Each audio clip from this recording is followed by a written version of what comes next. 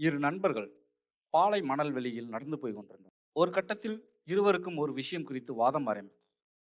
அது வாய் சண்டையாக மாறியது. நண்பனின் கன்னத்தில் அறைந்து விட்டான் மற்றொருவன். அறை வாங்கியவன் கோபிக்கவில்லை. அமைதியாக ஒதுங்கி போய் மணலில் அமர்ந்தான். விரல்களால் இப்படி எழுதினான்: இன்று என் உயிர் நண்பன் என் கன்னத்தில் அறைந்து விட்டான். மற்றவனுக்கு ஒன்றுமே புரியவில்லை. இருவரும் நடையை தொடர்ந்தார்கள். வழியில் ஒரு பாலைவனை ஊற்ற கண்டார்கள். நடந்ததை மறந்து அந்த ஊற்றில் வைக்க தீர குளிக்க ஆரம்பித்தார். கன்னத்தில் அறை வாங்கியவன் காலை திடீரென்று யாரோ எழுப்புது போன்ற உணர்வு.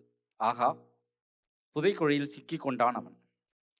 நண்பனின் நிலை கண்டதும் பெரும் பிராயத்தனப்பட்டு காப்பாற்றி கரையேற்றினான் அவனை அறைந்தவன். உயிர் பிழைத்த நண்பன் ஊற்றை விட்டு வெளியில் வந்ததும் அருகில் இருந்த ஒரு கல்லின் மீது அமர்ந்தான்.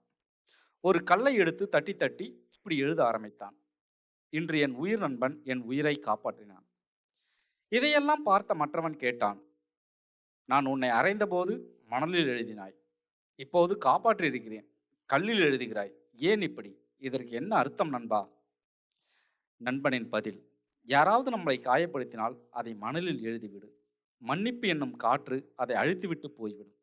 ஆனால் யாராவது நல்லது செய்தால் அதை கல்லில் எழுதிவிடு. காலத்தை தாண்டி அதை நிலைத்திருக்க வேண்டும்.